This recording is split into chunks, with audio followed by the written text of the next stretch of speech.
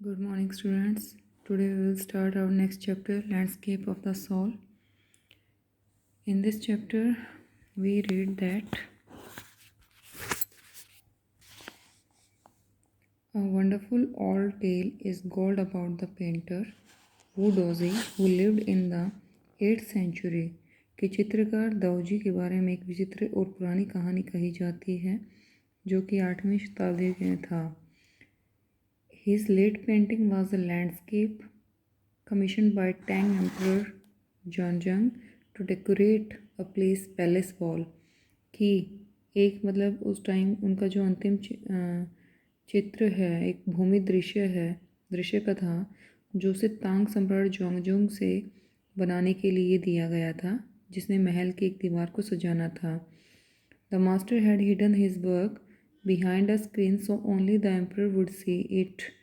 For a long while, the emperor admired the wonderful scene, discovering forest, high mountains, waterfalls, clouds floating in an immense sky, men on hilly path, birds on flight.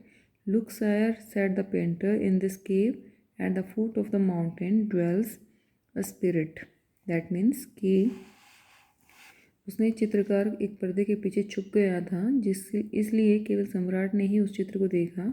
लंबे समय तक सम्राट ने उस अद्भुत चित्र की प्रशंसा की जिसमें जंगल और ऊंचे पर्वत, झरने, विशाल आकाश में तैरते हुए बादल, पहाड़ी रास्तों पर मतलब व्यक्ति और उड़ते हुए पक्षी देखे. चित्रकार ने कहा, look sir, said the painter, in this cave at the foot of the mountain dwells a spirit. The painter clapped his hands and the entrance of the cave opened. The inside is splendid beyond anything words can convey. Please let me show your majesty the way. The painter entered the cave, but the entrance closed behind him, and before the astonished emperor could move or utter a word, the painting had vanished from the wall. Not a trace of Vodozzi brush was left, and the artist was never seen again in this world. कि चित्रकार ने कहा, श्रीमान जी, इस गुफा की तरफ देखो जो पर्वत की तलहटी में है. यहाँ एक आत्मा रहती है. और चित्रकार ने अपने हाथों से ताली बजाई और गुफा में प्रवेश द्वार खुल गया. अंदर का दृश्य इतना सुंदर है कि इसे शब्दों में व्यक्त नहीं किया जा सकता. महाराज, कृपया मुझे आपको रास्ता दिखाने दो. चित्रकार ने गुफा में प्रवेश किया, लेकिन प्रवेश द्वार उसके पीछे बंद हो गया और हैरान सम्राट के एक भी शब्द बोलने से पहले चित्र दीवार पर से लुप्त हो गया. बुदाऊजी की ब्रश का कोई निशान नहीं बचा और वह कलाकार फिर से भी संसार में नहीं देखा गया. मतलब कि वो एकदम से वहाँ से ख़त्म हो गया, जैसे कभी था ही नहीं. इसके बाद है कि such stories played an important part in China's classical education. कि ये ऐसी कहानियाँ शास्त्रीय शिक्षा में एक महत्वपूर्ण भूमिका निभाती है चीन में. The book of Confucius and Zhongzi are full of them. They help the master to guide his disciple in the right direction. कि कन्फ्यूशियस और जोंगजी की पुस्तकें इनसे पूर्ण हैं. उन्होंने अध्यापक को अपने शिष्य को सही दिशा में मार्गदर्शन करने में सहायता प्रदान की है. Beyond the anecdote, they are deeply revealing of the spirit in which art was considered. And उन्होंने मतलब ये कहानियाँ नहीं हैं, लेकिन ये ऐसी आत्मा को दर्शाती हैं जिसमें कला का विचार व्यक्त किया गया हो. कंट्रास्ट दिस स्टोरी और another famous one about a painter who would not draw the I of a dragon he had painted for fear it would fly out of painting with an old story from my native Flanders that I find most representative of western painting. कि इस कहानी के विपरीत अथवा एक चित्रकार के बारे में दूसरी प्रसिद्ध कहानी है. वह चित्रकार उसके द्वारा बनाई गई डायन की आँख का चित्र नहीं बना सका था, क्योंकि उसे डर था कि वह चित्र के बाहर निकलकर उड़ जाएगी. मेरे देश फ्लैंडर में एक कहानी प्रचलित है जो मुझे पाश्चात्य चित्रकारी की सबसे ज़्यादा प्रतिनिधित्व करने वाली लगती है. इन 50th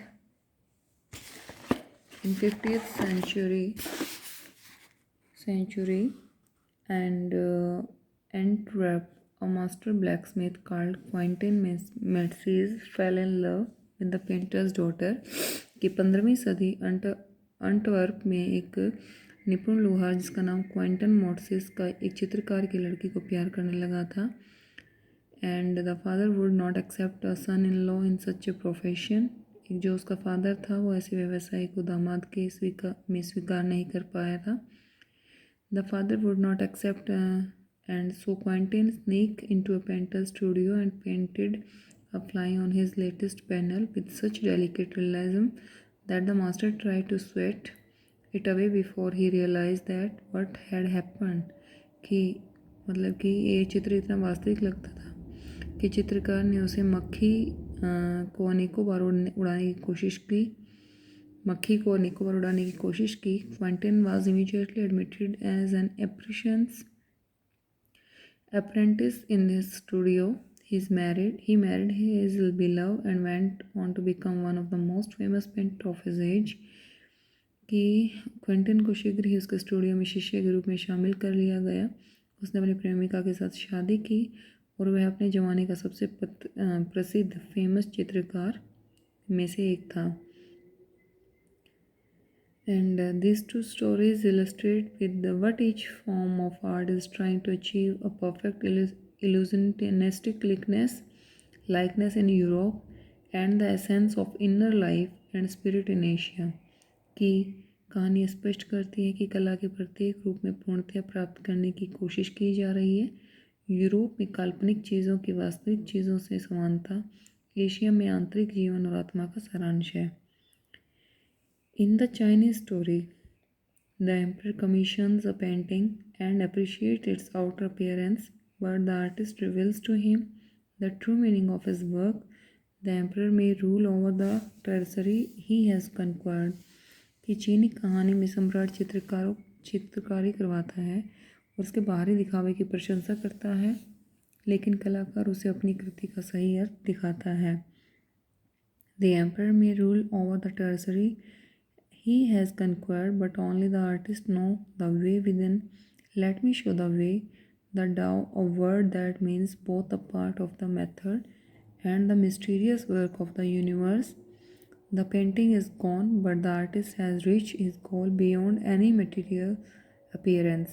That means कि जिस पर उसने विजय प्राप्त कर ली थी, मतलब ये उस क्षेत्र पर राज्य कर सकता है जिस पर उसने विजय प्राप्त की है, लेकिन केवल एक कलाकार ही अंदर के रास्ते को जानता है।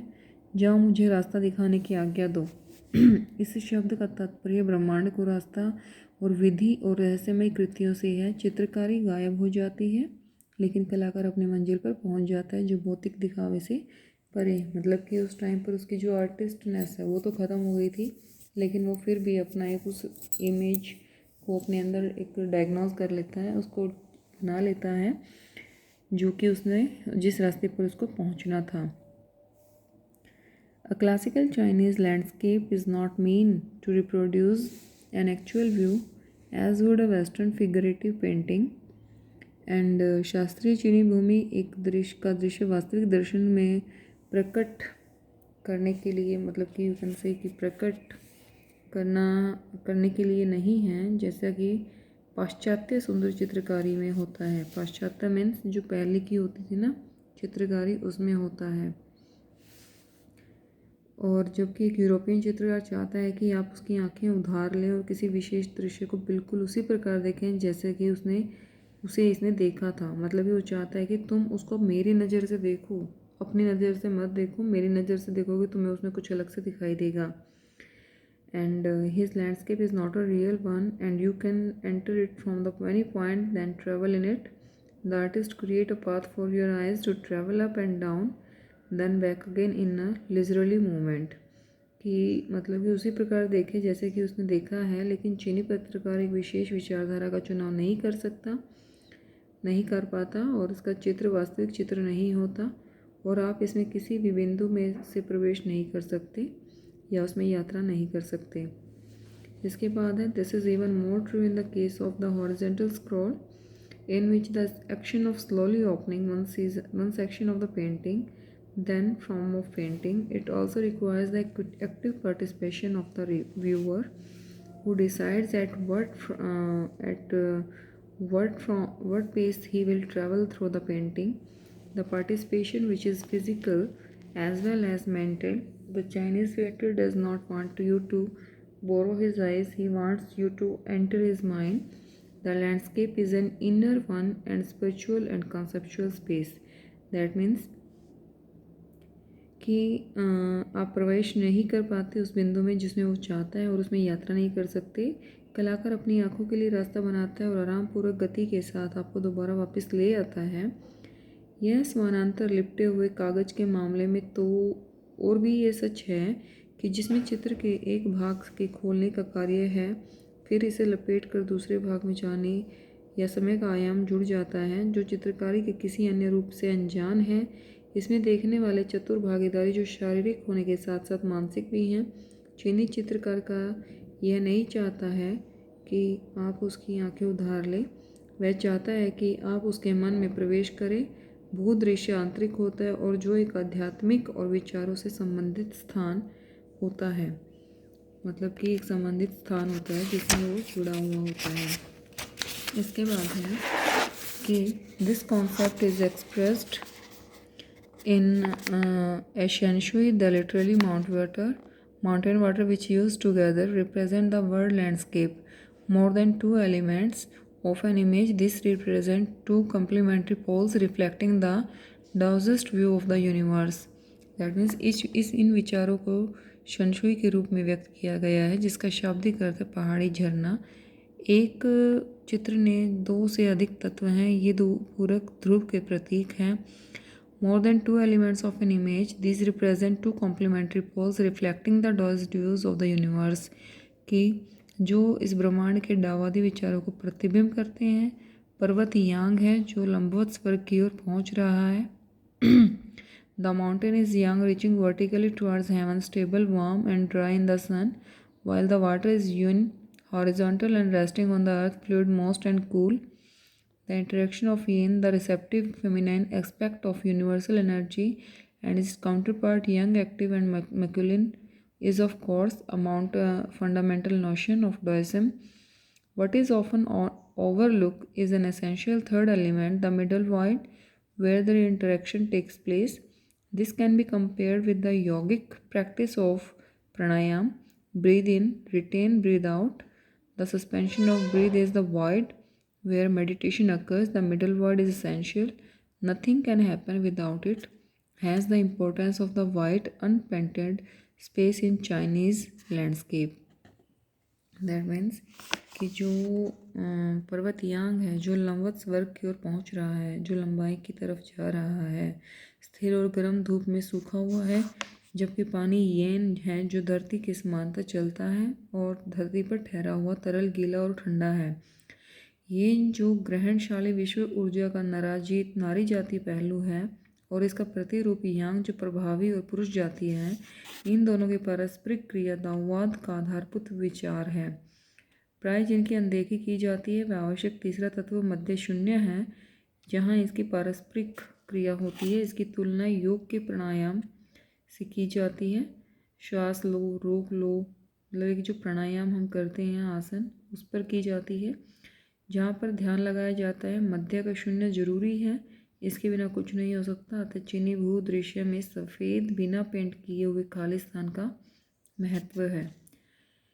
इसके बाद है this is also where man finds a fundamental role in that space between heaven and earth. यह वह जगह है जहाँ मनुष्य को उसकी आधारभूत भूमिका मिलती है।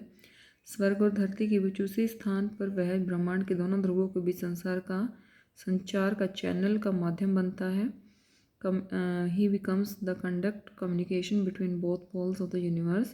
His presence is essential even if it's only suggest far from being lost or suppressed by the lofty peaks. He is in infectious change of wonderful expression, the eye of the landscape.